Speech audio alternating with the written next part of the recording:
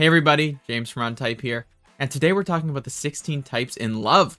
What are the most important things for them in a relationship? Let's get into it. All of the 16 types have specific things that they need to fall in love and stay in love. It can be specific to the functions and attitudes they have, and it involves some level of compatibility often, whether it is the functions and attitudes or temperaments, interaction styles, all of those great things. So let's kind of dive into that there. We have INFJs first. Some things that help INFJs fall in love are deep, meaningful conversations, things that are a little bit deeper. They have those intuitive capabilities. They like to see hidden meanings, hidden patterns, things that reveal the soul, those underlying reasons behind things, those desires. Why do you want to do something? You know, what do you really want? Trying to go beyond the surface, beyond just basic experiences that you've had. So INFJs, they really appreciate that ability to connect on a little bit of a deeper level.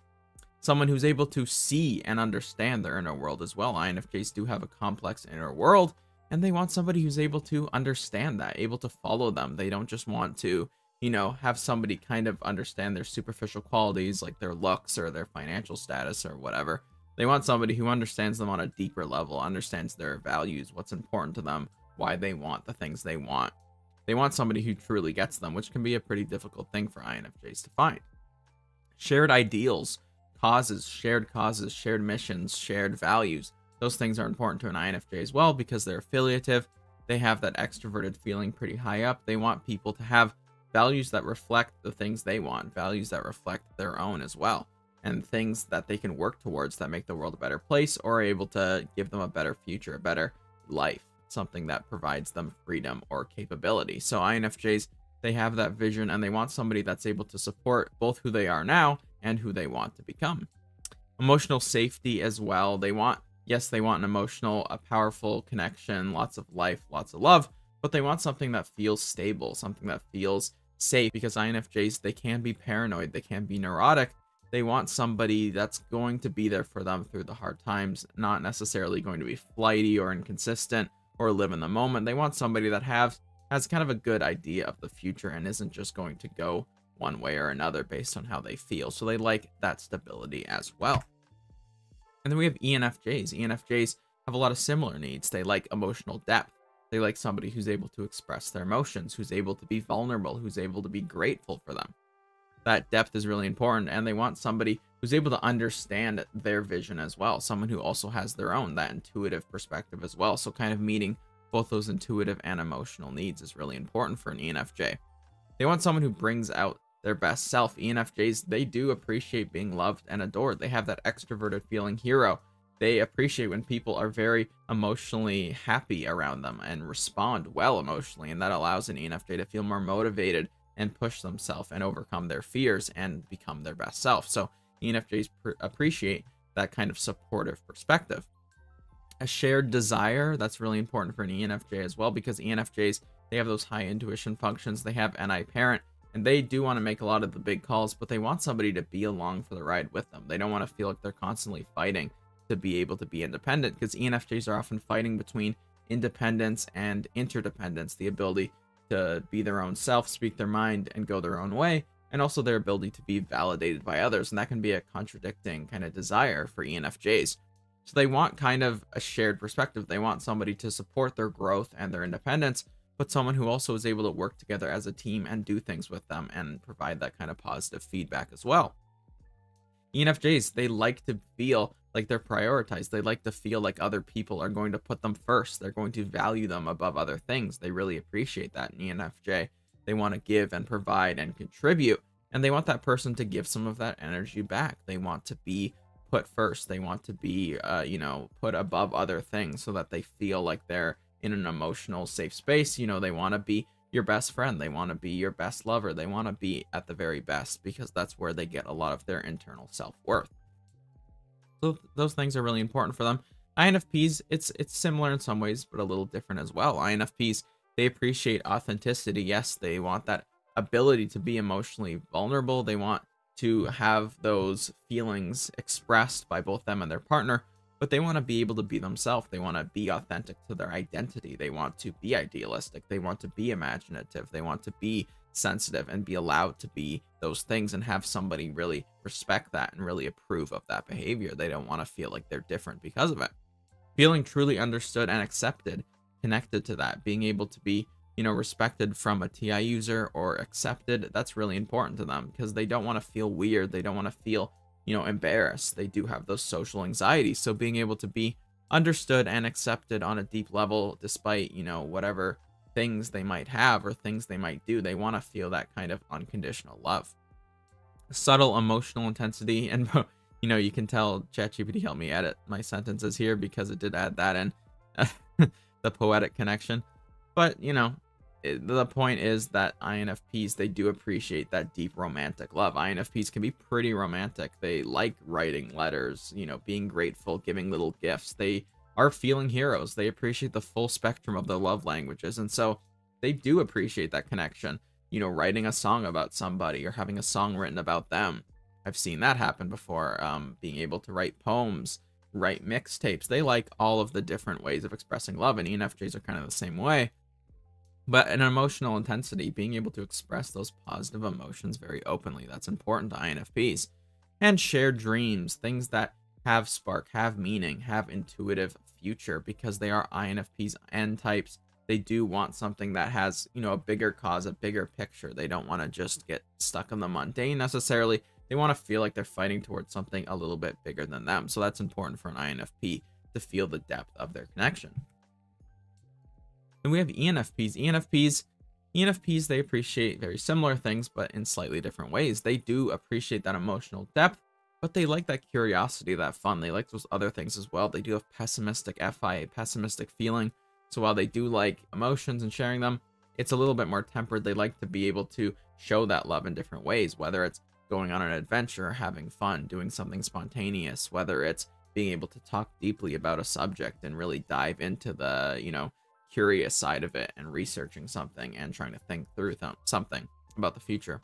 So that's really important to ENFPs as well, to have those kind of fun intellectual conversations because of their TE child. Someone who appreciates all sides of their personality, ENFPs, they can feel insecure. They definitely can with those pessimistic FI and SI functions. They can definitely feel internal insecurity about their self-worth. So they really like when they're able to have that positive feedback and positive validation from others. And shared passion, dreams, their extroverted intuition hero really craves having that shared dream towards the future, that shared plan, something that they can fight towards, that kind of, yes, they like to motivate other people, but they also really appreciate when they can get some of that motivation and inspiration back.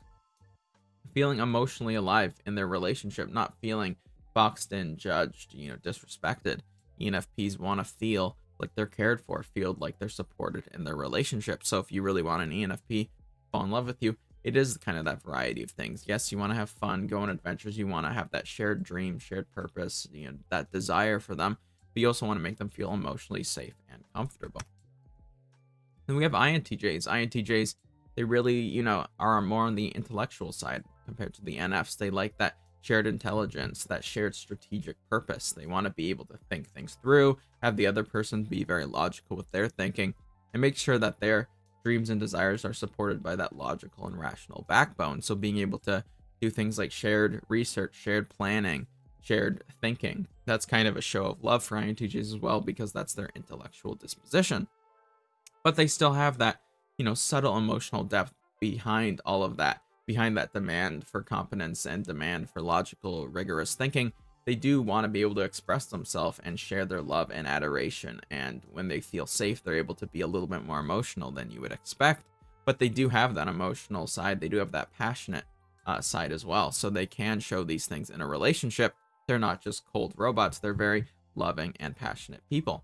So they can kind of show that once they kind of have those safeguards passed, that this person is logical. They are thinking. They are kind of understanding me on a deeper level. Forgiveness of their own imperfections or failures. INTJs can be very perfectionistic, very afraid of failure, afraid of rejection. They have these plans, they have these ideas, these great concepts, but when they put them into practice, they're afraid some of them might not work, or that people will reject them or reject their ideas. So being able to have somebody who's very forgiving and is able to go with the flow and accepting and able to wait and kind of give them chances is something that INTJs need to be able to express their love openly and not have to live with that fear of rejection. Then we have ENTJs. ENTJs, they like that shared intelligence as well, that shared purpose. ENTJs, they like to be the boss, they like to be the leader, but they want somebody who's able to be on their intellectual level as well. They don't want to just have somebody they're bossing around all the time because they're not going to respect them. They want somebody who's on par with them, who's able to follow their ideas and thoughts and think things through. And that mutual respect that can form when they have a more intellectual partner can guide some emotional strength over time. ENTJ is obviously famous for having a difficult time being vulnerable with their emotions. They often see emotion as weakness. They don't want to express them. They don't want other people to express them. But over time, this mutual respect and this understanding allows them to feel a bit safer in expressing their emotions and opening up. And when the other person is kind and accepting and considerate of those emotions, it lets them feel more emotionally safe. Confidence without clinginess. The ENTJs like their own independence. While they can appreciate somebody who's very, loyal and consistent for them, they don't want somebody who's necessarily overly clingy, overly emotional, overly interdependent, where they rely on them for everything. They like to have their own space, their own time to do things that just make sense and be able to pursue their own goals and hobbies.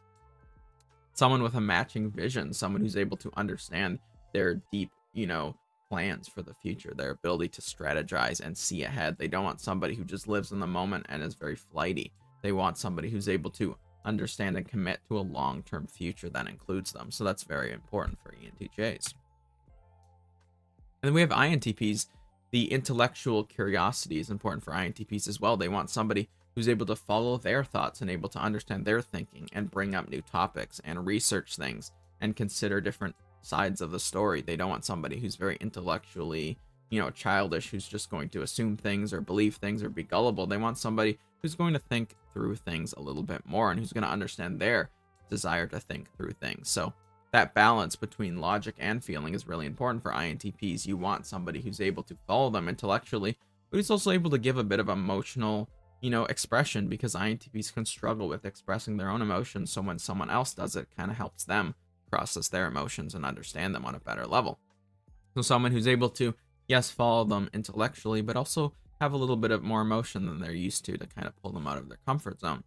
The mutual respect for space, weirdness, and complexity. It's more about being able to give them their time alone, give them their time to do something independently that just makes sense, that's pragmatic. You don't want to necessarily push them to be around you all the time or make them feel guilty for wanting to do something by themselves or with a friend. You want to allow them to be themselves and not necessarily pressure them, force them into a box, make them, stick to a specific routine, make them normal necessarily, because that's not what is best. You just want to let them be themselves, and that's important. And being able to be admired and respected by their partner, not necessarily just put up with, but being able to be admired for their thoughts and their empathy and seen for who they are. Then we have ENTPs, mental stimulation, challenging debates, being able to have fun discussions, making jokes. They can be very fun, lots of jokes, lots of banter, very witty. They like to have that intellectual stimulation, but being able to also have fun as well and not necessarily just serious all the time. Having that growth, that progression, because they are progression types. Being able to have that spontaneity, do new things, go on fun adventures, being able to feel like things are getting more intimate or more interesting in their relationships, to feel like things are going somewhere cool.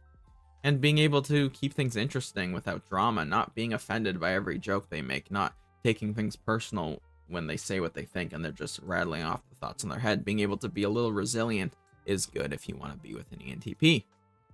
Being able to be both free and loyal, that combination of independence and the ability to do what you want, but also being able to, trust your partner and be with them and stick through the tough times with them. So they want that mix of both. They want to be able to express both and have that in their relationship as well.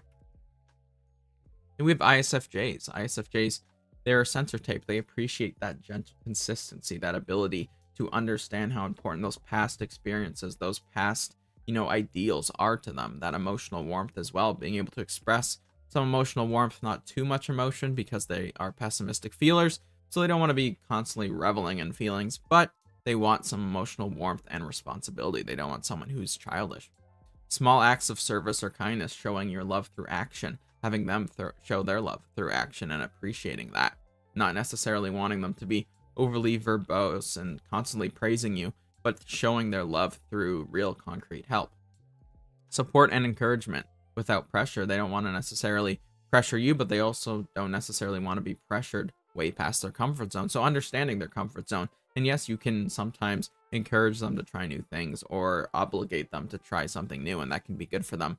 But being able to respect that comfort zone and give them the time and space they need to be alone as well. Feeling genuinely needed and appreciated and wanted. This is very important for ISFJs. They don't want to be a burden. They don't want to be unwanted or unneeded. If they feel like they're not needed or wanted by the people in their life, they're going to get very depressed and they're going to leave that situation. So they need to feel wanted and they need to feel valued and appreciated as well. As otherwise, they're just not going to feel worthy. And then we have ESFJs. ESFJs are very thoughtful and they're very genuine and they like that energy back. They want somebody who really prioritizes relationships and is a feeling, high feeling type can be nice, but they want that feeling energy. They appreciate when that person is, understanding and mature emotionally. That's very important for ESFJs, that warmth, but mixed with some stability as well. While they do like new things, new adventure, they want to feel like they can be themselves, trust their partner, and have that stability. That's very important to them.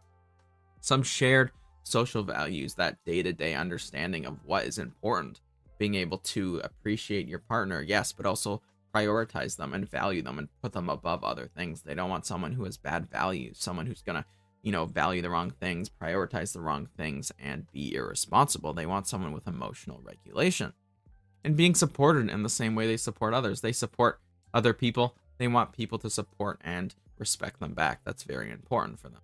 And we have ISTJs. They really appreciate that sensing hero as well, that loyalty, that reliability over time, not necessarily wanting someone who's super chaotic or flighty. They want somebody who's really stable and is going to be, yes, energetic and fun and bring them out of their comfort zone, but is also able to be consistent and respect their comfort zone. A shared tradition, a clear life goal, having somebody who takes those things seriously and is a serious person. They don't want someone who's, very jokey and unserious all the time because they're not going to respect that perspective. And actions that show that responsibility, that long-term commitment, being able to bond over that trust that they need for their future.